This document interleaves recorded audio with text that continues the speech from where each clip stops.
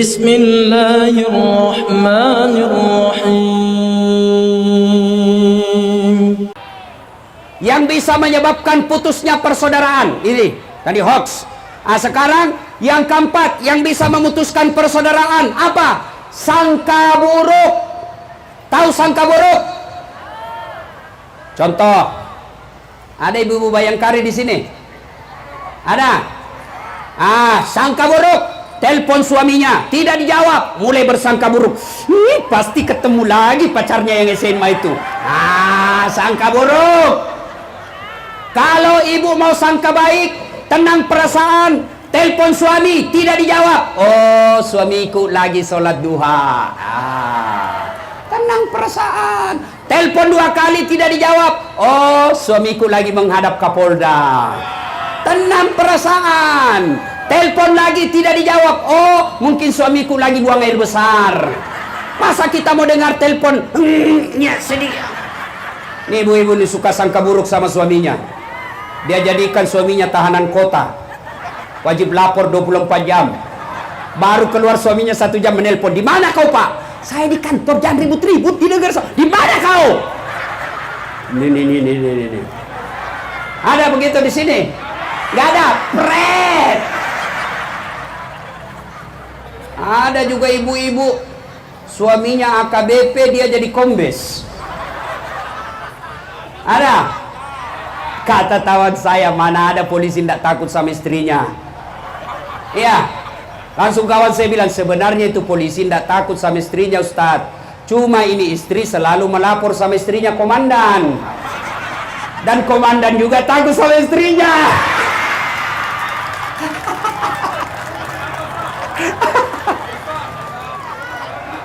Ada? Masya Allah. Ada bapak-bapak sini takut sama istrinya? Ada? Berhenti kau jadi laki-laki. Apa mau takut sama istri? Semua gaji kita diambil. Belum naik saja gaji dia sudah tahu. Bahkan dia belum terima, dia pikir bulan depan apa saya cicil ini. Mana caranya? Gaji semua 100% diambil. Kita belikan mobil, dibelikan rumah, dibelikan gencungnya pun kita beli. Sampai tawasnya pun kita yang belikan. Baru mau takut sama istri. Apain itu? Orang bilang, Ustadz tidak takut sama istri. Ngapain saya mau takut sama istriku? Cuma istriku lebih berani dari saya.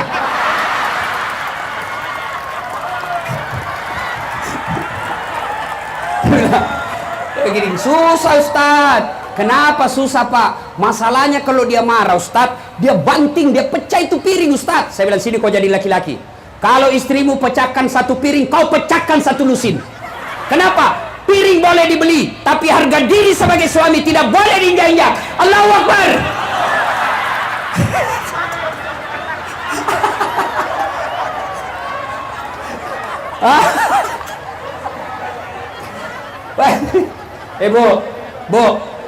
Bu, sayangi suami, Bu.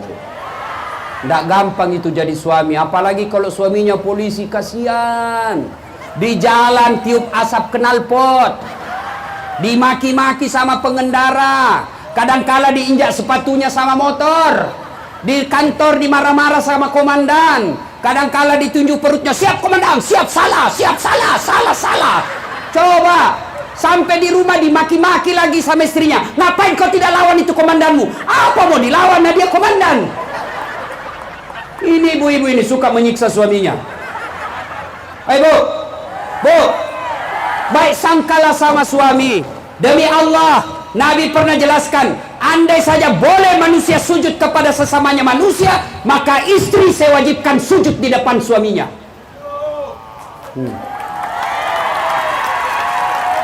Kenapa begitu Ustaz?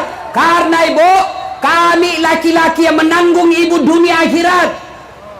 Coba, kami laki-laki yang menanggung ibu dunia akhirat. Contoh, suaminya ulama, suaminya penghafal Quran, suaminya Senin Kamis puasa, suaminya pendakwah, tapi istrinya tidak pakai jilbab, istrinya tidak sholat, istrinya tidak puasa Ramadan. Demi Allah, kata Al-Quran, ku ampusakum wa ahlikum nara. Orang seperti ini suaminya ulama, istrinya tidak baik sifatnya, suaminya dulu masuk neraka, baru istrinya. Beda kami laki-laki, ibu-ibu. Misal suaminya tukang rampok, suaminya koruptor, suaminya pengedar narkoba, suaminya selingkuh kiri kanan, tapi istrinya sabar, istrinya baik agamanya. Ibu disuruh pilih 7 pintu sorga, kata Nabi, tadkhulul jannati bisalam. Silakan ibu pilih sorga mana yang kau mau masuki. Tuh. Maka baik sangkalah sama suami. Tiba-tiba masuk WhatsApp, saya lihat suamimu bonceng cewek, cantik betul. Baik sangka, suamiku kan polisi, melayani masyarakat dengan baik. Curi, ini baru cerita sudah marah. Memang ini. Bu, ada orang curhat sama saya di Kalimantan, pengusaha sukses batu bara, tiba-tiba bangkrut. Saya tanya, Pak, bagaimana penghormatan Bapak kepada istri selama ini? Wah, itulah dia Ustadz, saya lebih senang istrinya orang daripada istriku. Tapi ya wajarlah kalau suami kadangkala tidak senang sama ibu. Gimana, ibu tidak pernah cantik di rumah. Suaminya pulang daster tinggi sebelah, tidak sikat gigi, kasih bedak yang dari beras, dikasih ketimun matanya, nonton film India, dia bandingkan suaminya Shahrukh Khan, dia kasih naiklah kakinya, makan kacang, pegang remote. Datang suaminya menguap, angkat ketek. Bagaimana suamimu tidak tekanan batin? Di kantor pelayanannya eksekutif, naik pesawat bisnis kelas, sampai di rumah pelayanan kelas ekonomi. Bagaimana suami mau betah? Bu, coba mulai sebentar malam, cantik-cantiklah. Mau pulang suami sambutlah dengan lagu Bila Kamu di Sisiku, hati rasa syahdu. Itu ibu-ibu dulu. Marah-marah suaminya dia tidak marah. Dia dengar suaminya, kadangkala pun suaminya marah, berantakan rumahnya, istrinya nyanyi aja, insaflah wahai manusia. Itu ibu-ibu dulu. Sekarang ibu-ibu apa lagunya? Yo ayo, kayak orang kesetrum.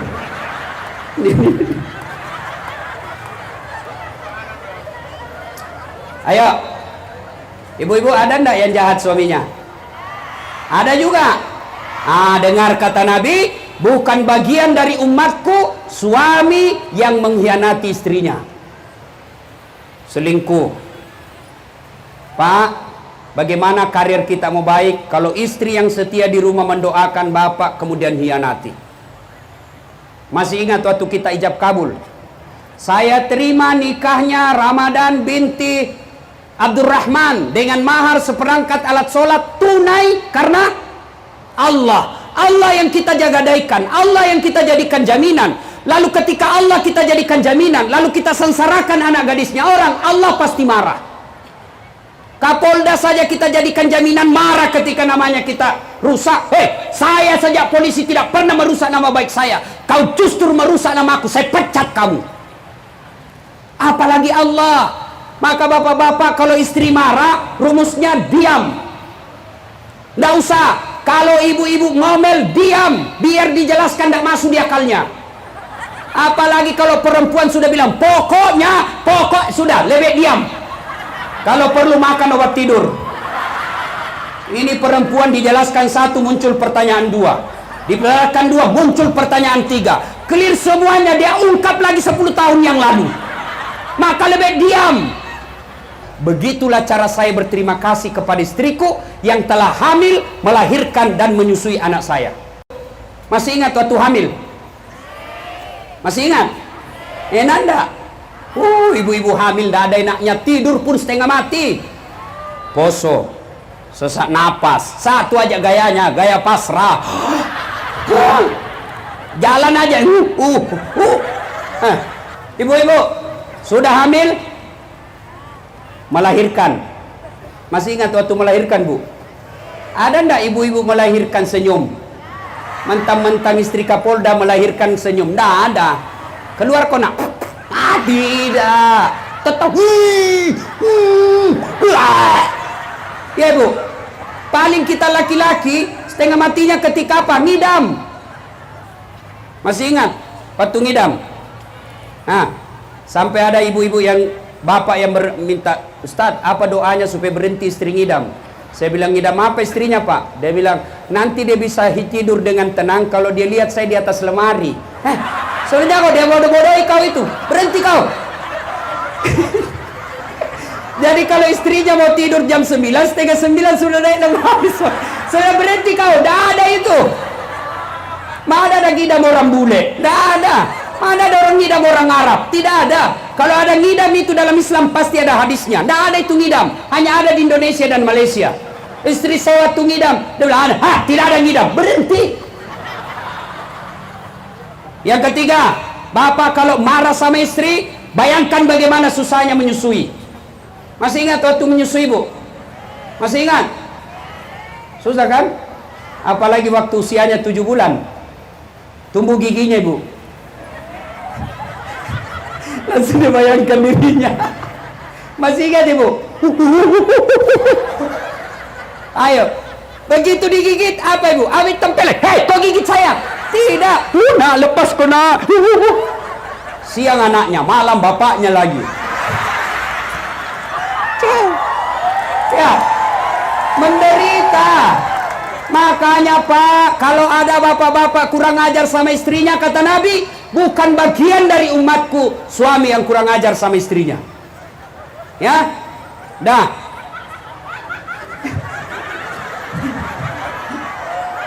Berhentilah sangka buruk. Ya, bu-ibu.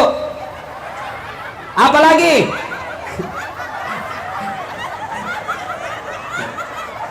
Sudah bu. Berikut lagi, apa yang bisa memecahkan persaudaraan kita? Setelah sangka buruk, apa lagi? Misal, sangka buruk, bapak polisi, tiba-tiba Kapolda mutasi, pindah, sangka baik, itulah yang terbaik. Saya dalam hidup saya selalu sangka buruk. Tamat SMA, saya daftar tentara. Saya ingin jadi akabri penerbang. Begitu tes fisik, tidak lulus. Kenapa? Ceper. Tidak cukup tinggiku. Saya protes kepada Allah waktu itu. Ya Allah, kenapa kau lahirkan saya dalam keadaan pendek? Kau tidak rugi jadi Tuhan kalau saya jadi tentara. Temanku lulus akabri polisi, sekarang dia disulbar pakai 1 bunga, baret merah karena dia reserse. Saya lulus pakai baret putih. Alhamdulillah, dengan baret putih yang saya pakai, mulai baret merah sampai baret hitam, saya caramai kau semua. Apa? Ini namanya sangka baik. Jangan pernah sangka buruk.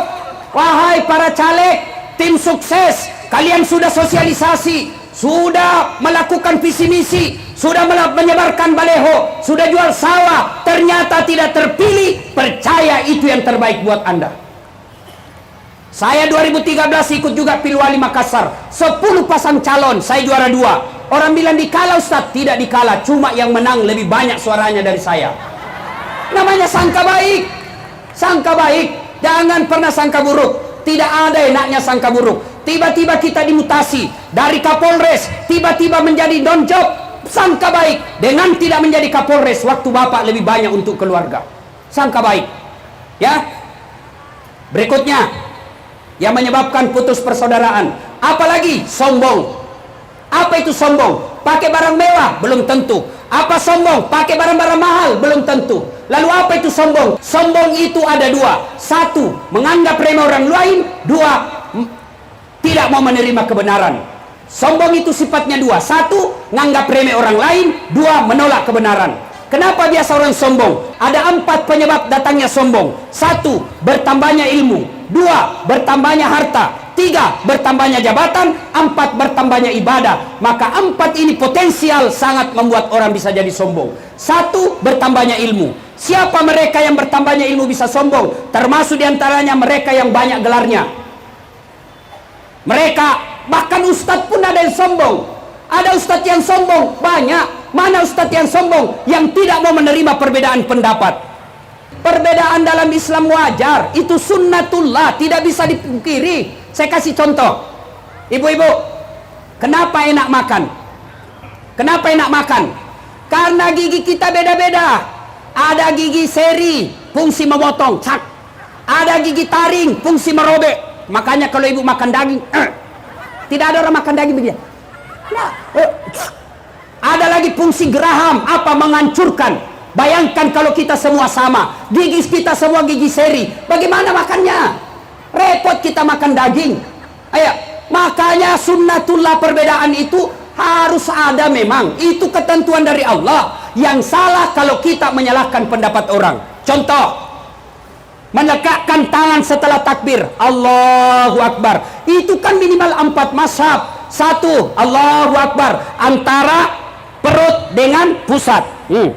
Yang kedua, Allahu Akbar di atas dada. Yang ketiga, Allahu Akbar di bawah pusat. Yang keempat, Allahu Akbar lurus. Mau begini silakan, yang penting jangan kau salahkan yang begini. Mau begini silakan, yang penting jangan kau salahkan begini. Semua benar. Kalau semua benar, mana yang salah Ustaz? Kalau kau pakai semuanya. Dia pakai 4-4, salah itu. Allahu Akbar. Salah bos. Ayo. Adakah Ustadz yang sombong? Mereka yang tidak mau menerima perbedaan pendapat. Ceramahnya menghasut, ceramahnya menyakiti orang. Itu Ustadz sombong itu. Allah tidak menyenangi sifat sombong. Kenapa? Karena hanya Allah yang boleh sombong. Dari 99 nama Allah, satu diantaranya Al-Mutakabbir, yang maha sombong. Kenapa? Karena hanya Allah yang tidak terbatas. Kalau ilmu, jangan sombong gara-gara ilmu. Allah cabut ilmumu, kau bisa pikun. Pernah dengar cerita orang pikun? Profesor, doktor, banyak sekali gelarnya. Tapi begitu mau pensiun, mulai pikun. Diprotes sama istrinya, Pak, biasanya kalau mau pergi ngajar kau cium-cium jidatku. Ini sudah hampir 2 minggu kau tidak pernah lagi cium saya. Langsung suaminya berkata, berarti siapa yang saya cium selama ini? Ternyata pembantunya dia cium. Coba, jangan juga modus. Selesai dengar ceramah begini pura-pura pikun. Didapat anaknya dalam kamar pembantu, lebih kukira nak bamamu nak. Modus. Ayo, yang berikutnya lagi. Apalagi menyebabkan orang sombong? 2, pangkat jabatan.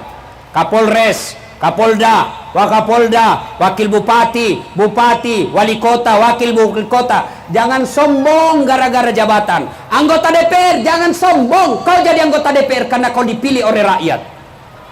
Wali Kota, jangan sombong. Kau jadi wali kota karena dipilih oleh rakyat. 5 tahun saja, 5 tahun. Kalau terpilih lagi 10 tahun, tidak terpilih, wabillahi taufik wal hidayah. Mau sombong Kapolres, jangan sombong, ada batasnya. Apa? Pensiun. Biar kau sepupu dengan Kapolri, pensiun, keluar, tongkat komando kasih orang lain. Jangan sombong. Apalagi yang membuat orang sombong setelah jabatan? Apa? Harta. Jangan sombong gara-gara harta. Ingat Palu, Donggala. Pernah saya diundang ceramah orang Palu, kaya, mentereng dia punya rumah. Sekejap hancur rumahnya. Begitu saya ke sana lagi, hidup di bawah tenda. Jangan sombong. Kalau Allah marah, okelah kau punya harta, kau punya mobil, kau punya jabatan, Allah marah, kasih penyakit. Akhirnya apa? Banyak orang kaya, banyak duitnya, tidak ada bisa dia makan. Dilarang makan nasi. Tabungannya 7 miliar, tapi dilarang makan nasi. Apa enaknya? Dilarang makan nasi, dilarang makan garam, dilarang makan daging, dilarang makan yang asin-asin. Apa saja bisa dia makan? Ubi rebus. Duitnya 7 miliar, hanya bisa makan ubi rebus. Mobilnya 1 miliar, tapi baru 1 jam di atas mobil, stres. Hati-hati, kiri-kiri, mati kita, rep, mati kita. Itu kok disiksa itu. Ayo, jangan sombong gara-gara harta. Dan yang keempat penyebab sombong adalah bertambahnya amal ibadah. Ibu bapak, saudara-saudara sekalian, inilah penyebab putusnya persaudaraan. Yang berikutnya, apa pula hebatnya kalau banyak teman? Ustaz, saya banyak teman, tidak ada musuh. Wa'tasimu bihablillahi jami'a wa la tafarraku. Apa hebatnya ketika banyak teman? 1, banyak teman, murah rezeki. Saya selalu bilang begini, saya tidak banyak duit, tapi banyak teman saya. Teman saya banyak duitnya. Kemana-mana saya di Sulawesi, gratis. Saya ke pasar, ibu. Istri saya itu senang betul kalau saya ke pasar. Kenapa? Saya baru turun dari mobil, sudah ada yang teriak, Assalamualaikum Ustaz. Dalam hatiku, aman dan terkendali. Ada yang isi beras, ada bisi ikan. Begitu saya mau bayar, berapa? Nggak usah Ustaz. Nggak enak, masih pagi-pagi Pak Ji. Nggak usah Pak Ustaz. Dalam hatiku, memang itu yang kutunggu. Yang ketiga, banyak teman, gampang selesai masalah. Banyak teman, gampang selesai persoalan. Saya misalnya ke Polres, ngurus perpanjangan izin, Baru turun dari mobil, sudah dilihat sama Kapolres. Assalamualaikum Ustaz. Waalaikumsalam. Siap komandan. Kenapa Ustaz? Perpanjangan SIM komandan. Kapolres panggil Kasat Lantas. Woi, bantu selesaikan SIM-nya Ustaz. SIM-nya ini, bantu cepat. Jangan kau minta uangnya Ustaz. Berdosa uang Ustaz kau makan. Coba. Gampang selesai. Banyak teman, gampang selesai masalah. Yang ketiga, banyak teman, banyak yang doakan. Seperti ini, banyak teman saya. Ketika saya selesai ceramah, saya minta didoakan. Berapa orang yang mendoakan sehingga Allah mendengarkan doa saya. Yang keempat, banyak teman, insya Allah banyak teman gampang terpilih pilkada. Banyak teman gampang terpilih pilcaleg. Maka bodoh seorang pejabat publik, keliru seorang pejabat publik kalau dia menjadi politisi lalu dia memperbanyak musuh.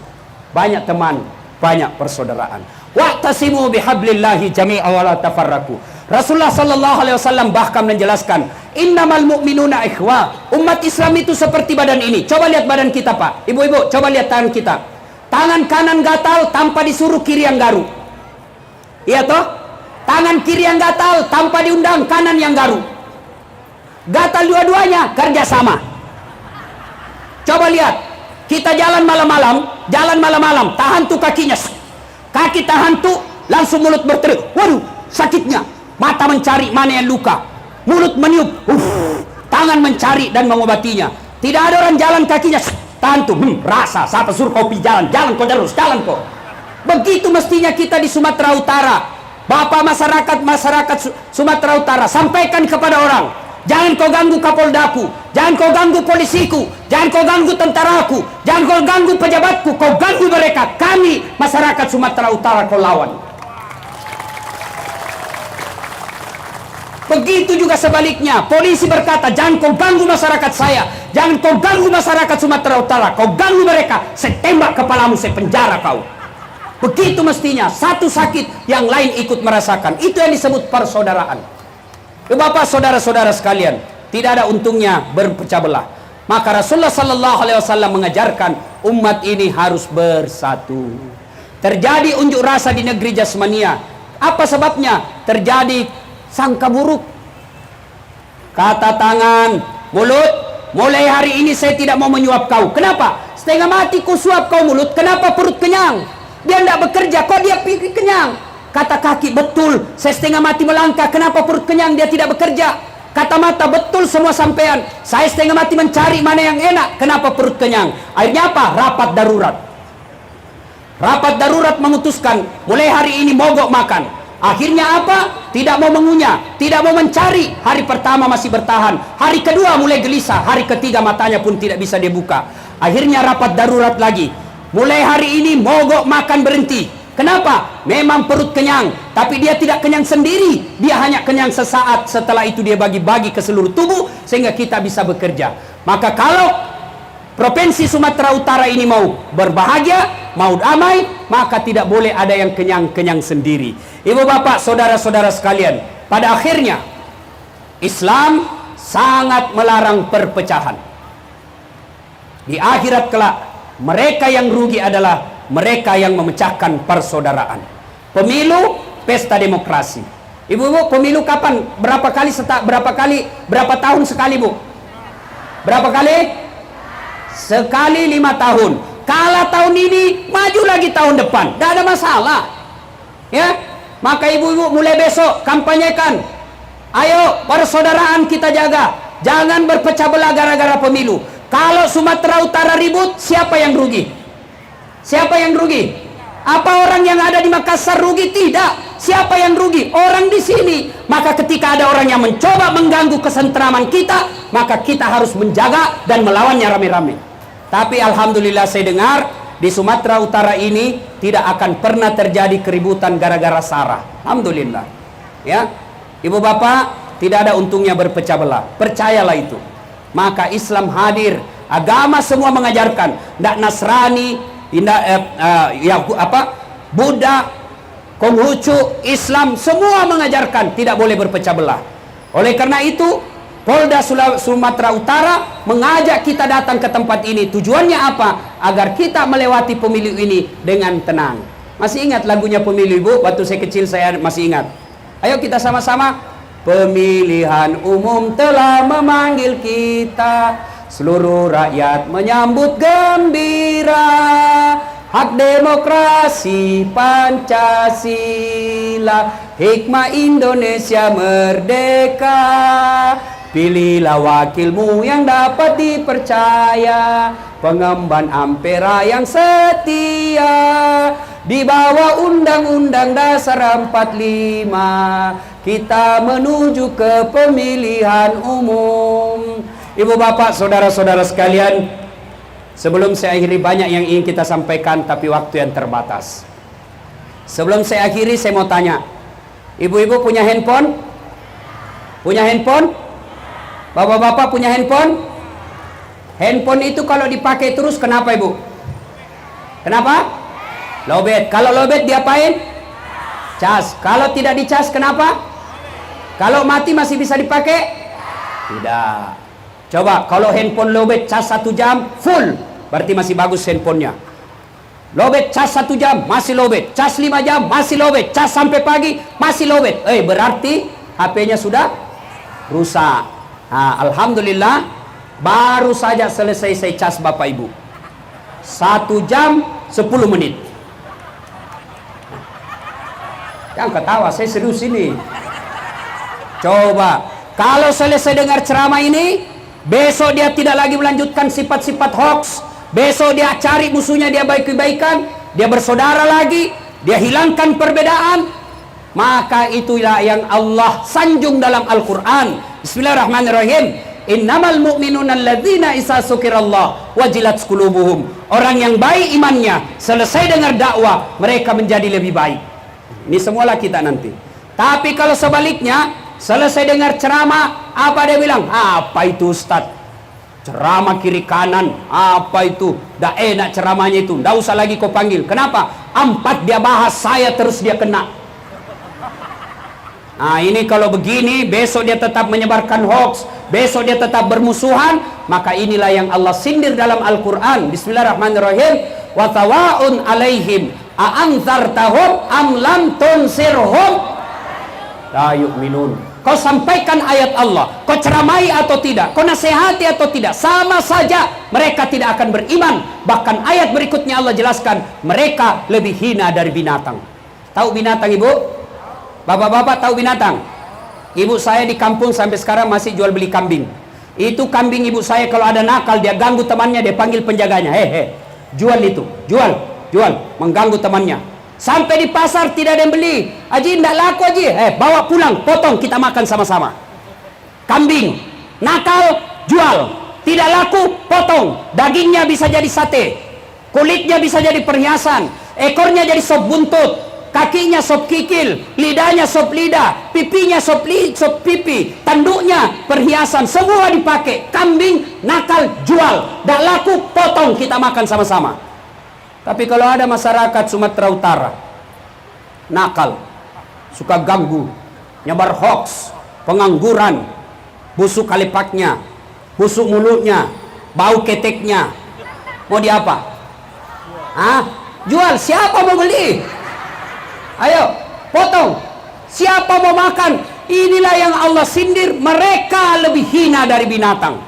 Alhamdulillah, Kapolda Sumatera Utara tidak mau masyarakat Sumatera Utara menjadi hina, maka dikumpullah kita di tempat ini untuk sama-sama mendengarkan tausiah. Alhamdulillah, lebih dari 48 Polres mengundang saya se-Indonesia. Inilah acara saya yang paling ramai. Masya Allah. Takbir. Saya dengar kabar karena Kapoldanya memang suka bersilaturahmi dan mengumpulkan masyarakat.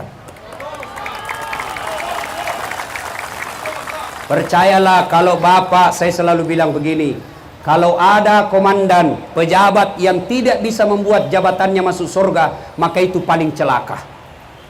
Coba kalau saya Kapolda, salat subuh di masjid, Assalamualaikum warahmatullah, Assalamualaikum warahmatullah, saya tanya, mana Kabid Humas ini? Tidak ada. Oh, besok pasti dicerita sama anggota, kau dicari sama Kapolda. Besok belum azan sudah ada di masjid. Coba, kenapa? Jabatan itu mesti ada kekuatan. Maka diajaklah orang untuk masuk ke dalam surga. Insya Allah. Bapak kalau selama menjabat selalu melakukan ini Pak, Bapak cuma bukan dapat bintang di dunia, tapi insya Allah bintang di akhirat. Tidak cukup dengan amin, tapi kita tidak lanjuti. Tapi ini pun biar Kapoldanya mau, kalau masyarakatnya tidak mau, tidak cocok juga. Maka ini bersambut gayun ini, luar biasa. Kenapa ceramah kita enak di sini? Karena kita bersatu. Saya hebat ceramah di sini karena ada yang dengar. Iya. Kenapa ibu-ibu tenang duduk, tenang di sini? Karena ada ibu dengar. Biar saya jago ceramah tapi tidak ada yang dengar. 2 jam saya di sini tata, tidak ada yang dengar. Lewat orang. Sudah lama itu sakit Pak Ustaz.